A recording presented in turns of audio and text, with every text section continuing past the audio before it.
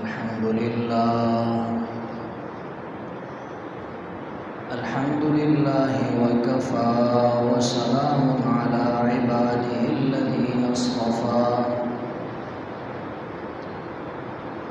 أما بعد فأعوذ بالله من الشيطان الرجيم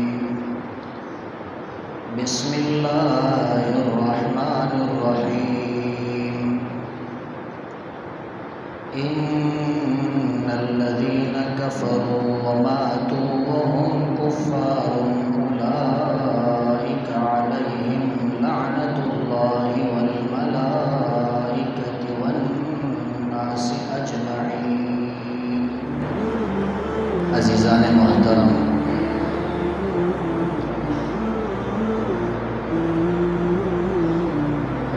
میں نے آپ کے سامنے سورہ بقرہ کی ایک آیت پڑھی ہے جس میں اللہ تبارک و تعالیٰ نے کچھ لوگوں پر لعنت بھیجی۔ اس حوالے سے کچھ باتیں آپ کے سامنے عرض کرنی ہے کہ آیا کسی شخص پر لعنت بھیجنا یہ جائز ہے یا ناجائز ہے؟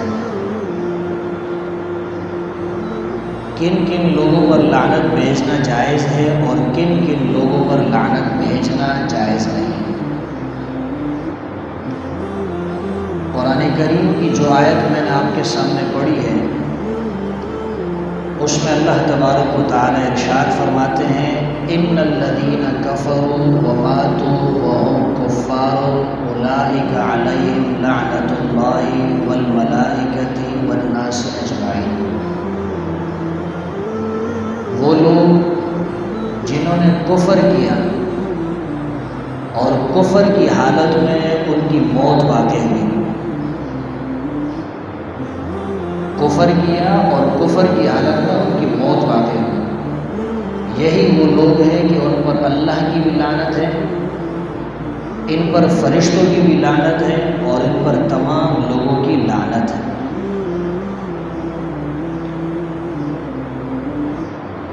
لعنت کا معنی ہوتا ہے اللہ کی رحمت سے دور ہونا، راندہ درگاہ ہونا، مردود ہونا۔ تو اب جس شخص پر لعنت بھیجنا جائز ہوگی اس کو آپ مردود بھی کہہ سکیں گے، اور جس پر لعنت بھیجنا جائز نہیں اس کو مردود کہنا بھی جائز نہیں ہے۔ ہمارے معاشرے کے اندر یہ بات بالکل عام ہے، بات پر لوگ ایک دوسرے کو لعنت بھیجتے ہیں۔ لعن طعن کا جو سلسلہ ہے ہمارے معاشرے کے اندر بہت زیادہ ہے۔ تو دیکھنا یہ ہے کہ کن لوگوں پر انسان لعنت بھیج سکتا ہے اور کن لوگوں پر لعنت بھیجنا جائز نہیں۔ اس کے لیے علماء نے قرآن اور حدیث کی روشنی کے اندر اصول بیان کیے ہیں، ضابطے بیان کیے ہیں۔ ان ضابطوں کی روشنی میں اور ان اصول کی روشنی میں جو قرآن اور حدیث سے اخذ کیے گئے ہیں، انسان یہ فیصلہ کر سکتا ہے کہ کس پر لعنت بھیجنی چاہیے اور کس پر لعنت نہیں بھیجنی چاہیے۔ بات سمجھ میں آ رہی ہے؟ ترمذی کی ایک روایت ہے کہ رسول اللہ صلی اللہ علیہ وسلم نے ارشاد فرمایا لیس المؤمن بالطعان ولا اللعان۔ مومن آدمی جو ہے وہ نہ کسی کو طعنے دیتا ہے اور نہ کسی کو لعنت بھیجتا ہے۔ ترمذی کی روایت میں ہے کہ مومن آدمی نہ کسی کو طعنہ دیتا ہے نہ کسی پر لعنت بھیجتا ہے۔ اور ترمذی کے اندر یہ روایت موجود ہے جس کا مفہوم یہ ہے کہ اگر انسان کسی چیز پر لعنت بھیجتا ہے اور وہ چیز لعنت کی مستحق نہیں ہوتی، اہل نہیں ہوتی، رجعت اللعنہ، وہ لعنت دوبارہ اسی آدمی کی طرف لوٹ کر آتی ہے۔ جس نے لعنت بھیجی ہے وہ لعنت اسی کی طرف لوٹ کر آتی ہے۔ اب ہم تو بات پر لعنت بھیجتے ہیں، ذرا سی بات ہوتی ہے لعنت بھیجتے ہیں۔ گاڑی چلا رہے ہیں، اگر کسی نے اوورٹیک کر لیا، ہم سے آگے بڑھ گیا ہے تو ہم اس کو لعنت بھیجتے ہیں۔ اگر کوئی غلطی سے ٹکرا جائے اور وہ آگے نکل گیا تو ہم پیچھے سے اور کچھ نہیں کر سکتے، لعنت بھیج دیں گے۔ تو بات بات پر ہم لعنت بھیجتے ہیں، کیا یہ لعنت بھیجنا جائز ہے یا نہیں؟ اس کے لیے آپ اصول سمجھ لیجیے۔ پہلی بات تو یہ ہے کہ اگر عام صفت کے ساتھ آپ کسی کو لعنت بھیجتے ہیں تو یہ جائز ہے۔ وصف عام کے ساتھ لعنت بھیجنا جائز ہے۔ وصف عام کے ساتھ لعنت بھیجنے کا کیا مطلب ہے؟ اللہ تعالیٰ سورہ آل عمران آیت نمبر 61 میں ارشاد فرماتے ہیں فَنَجْعَلْ لَعْنَةَ اللَّهِ عَلَى الْكَاذِبِينَ۔ اللہ نے کاذبین پر، جھوٹوں پر لعنت بھیجنے کا کہا۔ اب دیکھو، جھوٹ ایک صفت عام ہے، ایک وصف عام ہے۔ آپ یہ بول سکتے ہیں کہ جو شخص جھوٹا ہے اس پر اللہ کی لعنت ہے۔ سورہ ہود آیت نمبر 18 میں اللہ فرماتے ہیں الا لعنت اللہ علی الظالمین، ظالموں پر اللہ کی لعنت ہے۔ معلوم ہوا کہ آپ ظالم پر بھی لعنت بھیج سکتے ہیں، ظالموں پر بھی لعنت بھیجنا جائز، جھوٹوں پر بھی لعنت بھیجنا جائز۔ یعنی صفت عام کا ذکر کرتے ہیں، وصف عام کا ذکر کرتے ہیں، آپ لعنت بھیجتے ہیں، کسی کا نام نہیں لیتے۔ آپ یہ نہیں کہتے کہ خالد پہ لعنت ہے یا شاہد پہ لعنت ہے یا زید پہ لعنت ہے یا عمر پہ لعنت ہے یا فلاں شخص پہ لعنت، نام نہیں لیتے، بلکہ آپ یہ کہتے ہیں کہ وہ جھوٹوں پہ لعنت ہے۔ تو جھوٹے پہ آپ لعنت بھیج سکتے ہیں، ظالم پہ لعنت بھیج سکتے ہیں، سود خور پہ لعنت بھیج سکتے ہیں۔ رسول اللہ صلی اللہ علیہ وسلم نے ارشاد فرمایا، لعن رسول، صحابی کا ارشاد ہے رسول اللہ صلی اللہ علیہ وسلم کے بارے میں، لعن رسول اللہ صلی اللہ علیہ وسلم آکل الربا وموکلہ وشاہدیہ وکاتبہ۔ سود کھانے والے پر، سود کھلانے والے پر، اور جو سودی لین دین کے اندر گواہ بنتے ہیں ان پر، اور جو سود کے معاملے کو تحریر کرتا ہے، اس کو لکھتا ہے، ان پر رسول اللہ صلی اللہ علیہ وسلم نے لعنت فرمائی۔ یہ ہے وصف عام کا ذکر کر کے کسی پر لعنت بھیجنا، لیکن کسی مسلمان کا نام لے کر اس پر لعنت بھیجنا یہ جائز نہیں ہے۔ آپ کسی مسلمان کی طرف نسبت کر کے اس کا نام لیں کہ زید پر لعنت ہے، خالد پر لعنت ہے، شاہد پر لعنت ہے، یہ جائز نہیں ہے۔ اس بات کو سمجھ لیجیے۔ ہمارے ہاں آج کل فیس بک کے اوپر بڑی لڑائی ہوتی ہے، ٹویٹر کے اوپر لڑائی ہوتی ہے، یوٹیوب کے اوپر کسی نے کوئی بات کہہ دی، آپ کو اس سے اتفاق نہیں، آپ نے فوراً لکھ دیا اس پر لعنت ہے، کروڑوں لعنت ہے، بے شمار لعنت ہے۔ لوگ نواز شریف کے ساتھ لکھ دیتے ہیں کہ بھائی اس پر لعنت ہے، زرداری صاحب کے ساتھ لکھ دیتے ہیں اس پر لعنت ہے، عمران خان کے ساتھ لکھ دیتے ہیں اس پر لعنت ہے۔ میں کسی کی طرفداری نہیں کر رہا، نہ میں کسی کی حمایت کر رہا، نہ میں سیاست کی بات کر رہا ہوں اس وقت، لیکن یہ ضرور کہہ رہا ہوں کہ کسی کا نام لے کر اس پر آپ لعنت مت بھیجیں۔ آپ یہ کہہ سکتے ہیں کہ چوروں پر اللہ کی لعنت، ظالموں پر اللہ کی لعنت، جھوٹوں پر اللہ کی لعنت، سود خوروں پر اللہ کی لعنت، کرپشن کرنے والوں پر اللہ کی لعنت، آپ یہ کہہ سکتے ہیں، لیکن کسی کا نام نہ لیں۔ ہم نے اس معاملے کو اتنا آسان کر دیا ہے، اتنا آسان کر دیا ہے، بس ذرا سا بھی کسی سے سیاسی یا مذہبی اختلاف ہو جائے کسی بھی مسئلے پر فوراً ہم لعنت بھیج دیتے ہیں۔ جائز نہیں ہے اس طرح کسی کا نام لے کر اس پر لعنت بھیجنا۔ ہاں، صفت عام کا آپ ذکر کرتے ہیں، وصف عام کا ذکر کرتے ہیں تو پھر آپ لعنت بھیج سکتے ہیں۔ جیسے میں نے کہا، آپ نے کہا ظالموں پر لعنت، تو نام لینے کی ضرورت نہیں، جو ظالم ہوگا اس پر خود بخود لعنت ہو جائے گی۔ آپ نے کہا قاتلوں پر اللہ کی لعنت، خود بخود لعنت ہو جائے گی۔ آپ نے کہا کہ امام حسین، حضرت حسین رضی اللہ تعالیٰ عنہ کے قاتلوں پر لعنت، تو جو قاتل ہیں ان پر لعنت ہو جائے گی۔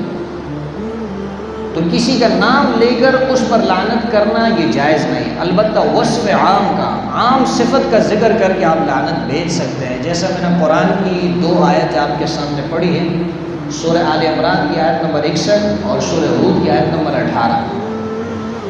دونوں آیات میں ایک جگہ اللہ نے جھوٹوں پر لعنت کا ذکر کیا ہے، دوسری جگہ اللہ نے ظالموں پر لعنت کا ذکر کیا ہے۔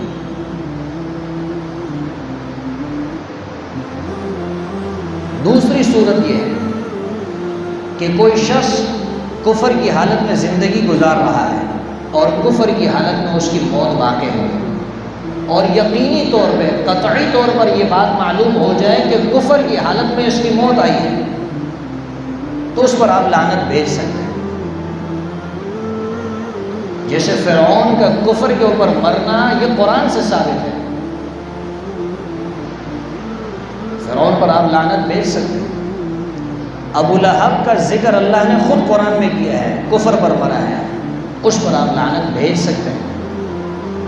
ابلیس وہ کفر کی حالت میں مرے گا، یہ قرآن نے ہمیں خبر دی ہے، اس کا کفر پر مرنا قطعی ہے، موت اس کی کفر پر واقع ہوگی،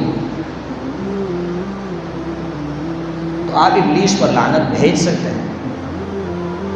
یعنی کسی شخص کا کفر پر مرنا یقینی ہو چکا ہو تو آپ اس پر لعنت بھیج سکتے ہیں، لیکن شرط یہ ہے کہ کفر پر مرنا یقین کے ساتھ معلوم ہو۔ ایک آدمی ہے کفر کی حالت میں مرا ہے یا اسلام کی حالت میں، آپ کو پتہ نہیں، کوئی کہتا ہے کفر کی حالت میں مرا ہے، کوئی کہتا ہے اسلام کی حالت میں مرا ہے، بس آپ کو توقف کرنا چاہیے، آپ کو خاموش رہنا بہتر ہے، لعنت نہ بھیجیں۔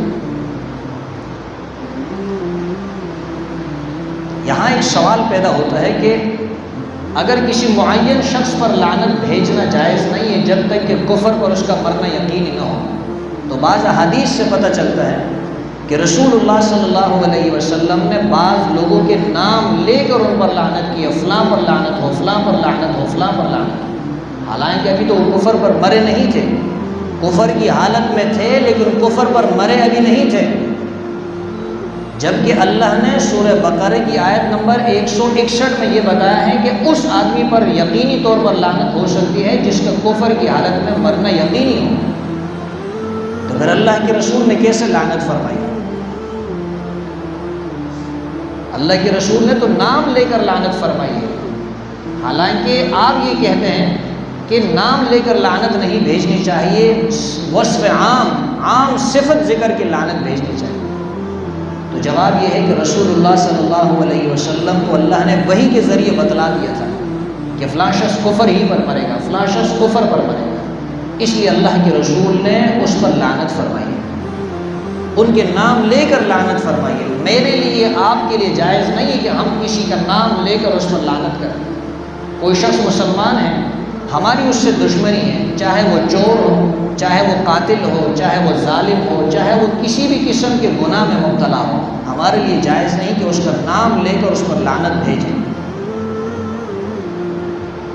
اس لیے کہ حدیث میں یہ بتلا دیا گیا ہے کہ جو شخص کسی چیز پر لعنت بھیجتا ہے اور وہ چیز لعنت کی مستحق نہیں ہوتی ہے تو وہ لعنت جو ہوتی ہے اسی آدمی کی طرف لوٹ کر آتی ہے جس نے لعنت بھیجی۔ ہمارے ہاں خواتین کے اندر یہ چیز بہت عام ہے، خواتین جب لڑ پڑتی ہے، کسی سے دشمنی ہوتی ہے تو نام لے کر لعنت بھیجتی ہیں، اور جیسے کہ ابھی میں نے ذکر کیا، آپ جب گاڑیاں چلا رہے ہوتے ہیں، موٹر سائیکل چلا رہے ہیں، گاڑی چلا رہے ہیں، کوئی آگے ہو گیا، کوئی آپ سے ٹکرا گیا، یا کوئی آپ سے آگے نکل گیا، یا کسی نے آپ سگنل پہ کھڑے ہیں اور کوئی آپ کے سامنے گاڑی کھڑی کرتا ہے، آپ فوراً اس کو لعن طعن شروع کرتے ہیں، لعنت بھیجنا شروع کرتے ہیں، یہ جائز نہیں ہے اس طرح لعنت بھیجنا۔ اللہ کے رسول نے فرمایا کہ مومن آدمی طعنہ دینے والا نہیں ہو سکتا ہے، مومن آدمی لعنت کرنے والا نہیں ہو سکتا، یہ مومن کی شان نہیں ہے کہ وہ کسی کو لعنت کرے، یہ مومن کی شان نہیں ہے کہ وہ کسی کو طعنے دے۔ اتنی بڑی بات اللہ کے رسول نے فرما دی ہے کہ مومن آدمی ہوگا تو وہ لعنت نہیں کرے گا۔ اب ہم سوچیں کہ اگر ہم نے مومن رہنا ہے، مومن بننا ہے، مسلمان بننا ہے، تو پھر ہم نے لعنت کو چھوڑنا ہوگا، ہم کسی کو لعنت نہیں بھیجیں گے۔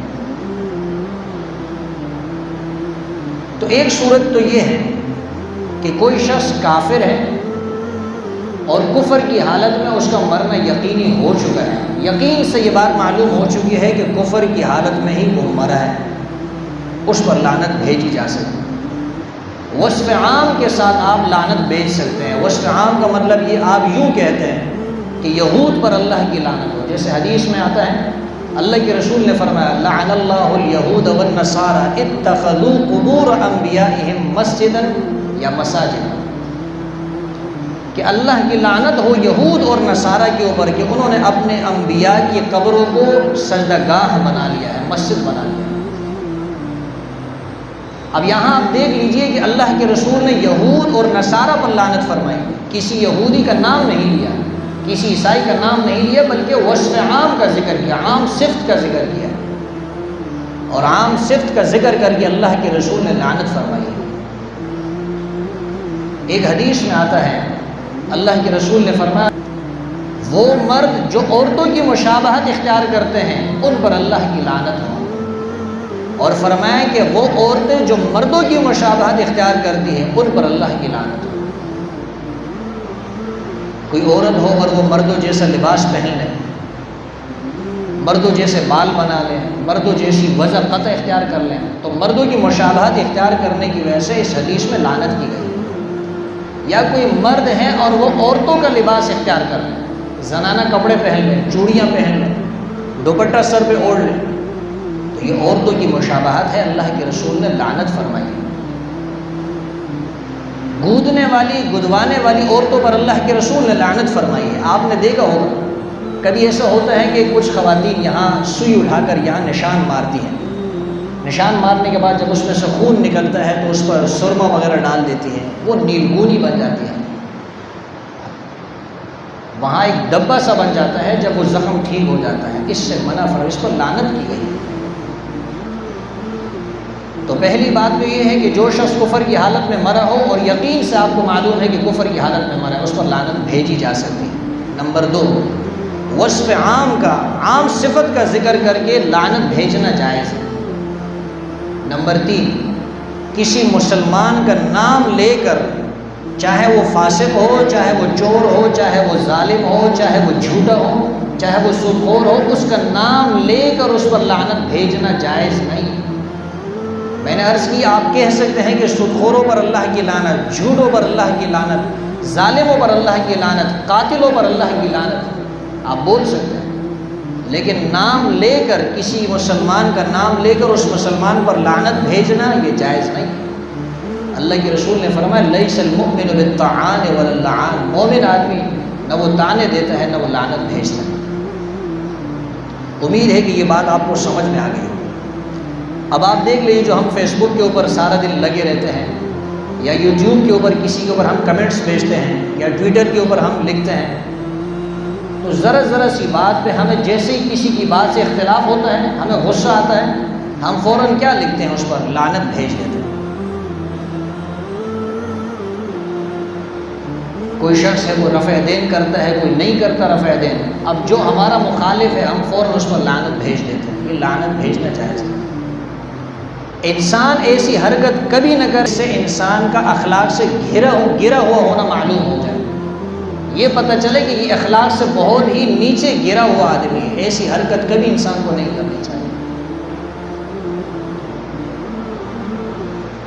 آپ تصویر، انسان کی تصویر کے ساتھ گدھے کی تصویر چسپا کریں، انسان کی تصویر کے ساتھ کتے کی تصویر چسپا کریں، لگا دیں، یہ اخلاق سے گری ہوئی بات ہے۔ میرے پیارے آقا صلی اللہ علیہ وسلم نے ہمیں بد اخلاقی نہیں سکھائی ہے، بد تہذیبی نہیں سکھائی ہے، اخلاق کا درس دیا۔ آپ کی کسی سے مخالفت ہو جائے، اختلاف ہو جائے، اختلاف کوئی مسئلہ نہیں، اختلاف کسی کا کسی سے ہو سکتا ہے۔ صحابہ کا آپس میں اختلاف ہو جاتا تھا، تو اختلاف ہونا کوئی بڑی بات نہیں ہے۔ ایک گھر کے اندر دو بھائی رہتے ہیں، ان کا اختلاف ہو جاتا ہے، باپ بیٹے کا اختلاف ہو جاتا ہے، بیٹی اور ماں کا اختلاف ہو جاتا ہے، دوست اور دوست کا اختلاف ہو جاتا ہے۔ لیکن اگر آپ کوئی رائے رکھتے ہیں، آپ کی کوئی رائے ہے، آپ کے مد مقابل جو شخص کھڑا ہے اس کی کوئی اور رائے ہے، آپ اس کو گالم گلوچ بنتے ہیں، آپ اس کی تصویر کے ساتھ گدھے کی تصویر مت چسپا کریں، آپ اس کے ساتھ کتے کی تصویر مت چسپا کریں، آپ دلیل سے اس کا جواب دیں۔ چیخنے اور چلانے سے، جواب دینے سے آپ کبھی جیت نہیں سکتے ہیں۔ آپ کی جیت تب ہوگی جب آپ تسلی کے ساتھ، اطمینان کے ساتھ، دلائل کے ساتھ بات کریں گے۔ آپ یہ نہ سمجھیں کہ میں چیخ کر چلا کر بات کروں گا تو لوگ میری طرف متوجہ ہوں گے کہ یہ تو بہت ہی زوراور آدمی ہے، بڑے ہی تگڑا آدمی ہے، بہت طاقتور آدمی ہے، بہت چیختا چلاتا ہے، شور شرابہ کرتا ہے۔ لوگ کبھی آپ کی حمایت نہیں کریں گے، لوگ آپ کی دلیل کو دیکھیں گے، لوگ آپ کی حقانیت کو دیکھیں گے۔ اگر آپ حقانیت پر ہیں لوگ آپ کا ساتھ دیں گے، لوگ آپ کو حق پر کہیں گے۔ اور اگر آپ غلطی پر ہیں، آپ کی غلطی کو کبھی لوگ آپ کے چیخنے چلانے کی وجہ سے درست نہیں کہہ سکتے۔ لوگ بھی سمجھتے ہیں، لوگ اتنے گئے گزرے نہیں ہیں کہ آپ کسی قسم کی کوئی بات کہہ دیں اور لوگ آپ کی بات پر واہ واہ کر دیں۔ بات کے اندر وزن پیدا کرنے کے لیے اس کو مضبوط کرنا پڑتا ہے دلائل سے۔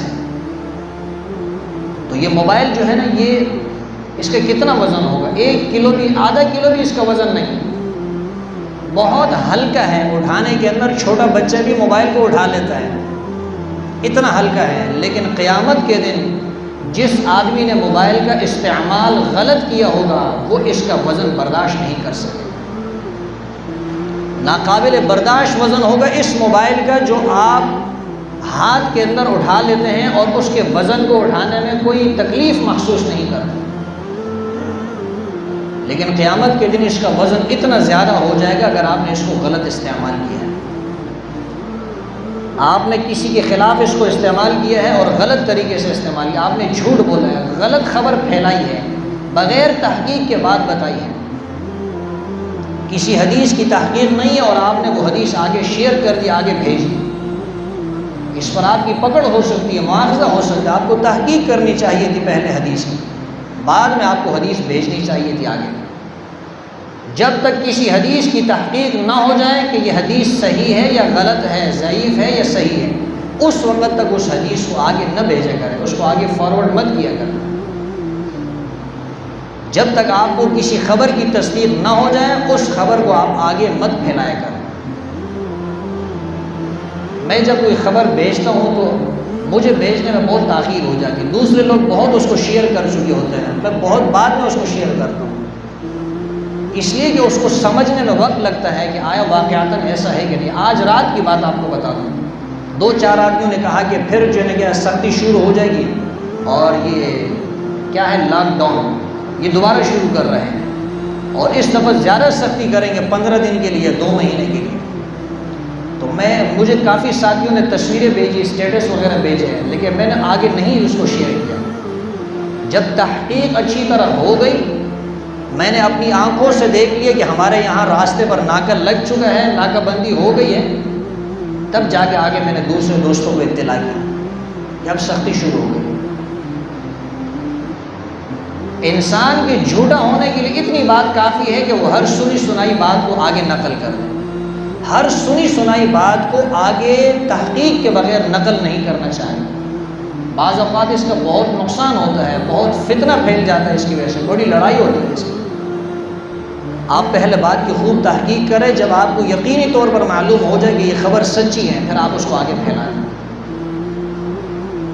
فیس بک پر ہم سمجھتے ہیں ہم کسی کو گالی دے دیں ہمیں کون دیکھ رہا ہے، ہم کسی کی تصویر کے ساتھ گدھے اور بلی کی تصویر لگا دیں، کتے کی تصویر لگا دیں، ہمیں کون دیکھ رہا ہے، ہم اس کو کتا لکھ دیں، ہم اس کو لعنت بھیج دیں، ہم اس کو برا بلا کے کون دیکھ رہا ہے۔ لیکن کبھی یہ سوچیں ہم نے کہ اللہ تو دیکھ رہا ہے، اس اللہ کو قیامت کے دن کیا جواب دیں گے جس کا تصور تک ہمارے دل میں خیال نہیں، ہمارے دل کے اندر اس کا تصور تک پیدا نہیں ہوا، اس کا خیال تک نہیں ہے، اس کو تو جواب دینا ہے۔ جو انسان کبھی کوئی گناہ کرے اور یہ سوچے کہ جس اللہ نے مجھے پیدا کیا ہے وہ مجھے دیکھ رہا ہے، یہ تصور کسی کے دل میں ہو، کبھی وہ گناہ کا سوچے گا نہیں، گناہ کرے گا نہیں۔ اللہ تو ہر جگہ موجود ہے، اللہ تو ہر جگہ سے انسان کو دیکھتا ہے، ہر وقت انسان کو دیکھتا ہے۔ آپ کسی بھی زبان میں کوئی لفظ ادا کرتے ہیں اللہ اس کو سمجھتا ہے، آپ کسی بھی جگہ پر کوئی لفظ ادا کرتے ہیں اللہ اس کو سن رہا ہوتا ہے، آپ کی ہر بات کو، آپ کی ہر فریاد کو، آپ کی ہر اچھی اور بری بات اللہ سن رہا ہوتا ہے۔ تو یاد رکھنا والعاقبۃ للمتقین، بہترین انجام متقیوں کا ہے، پرہیزگار لوگوں کا ہے۔ اور جو نافرمان لوگ ہیں، نافرمان قسم کے بندے ہیں، ان کا انجام بہت برا ہو۔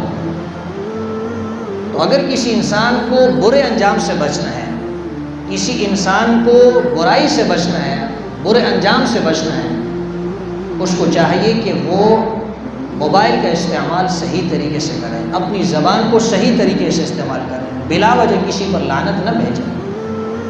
آپ کسی پر لعنت بھیجنا چاہتے ہیں، پہلے تحقیق کریں اس پر لعنت بھیجنا جائز ہے یا نہیں۔ اگر جائز ہو تو آپ بھیج دیں، نہ ہو جائز تو آپ مت بھیجا کریں۔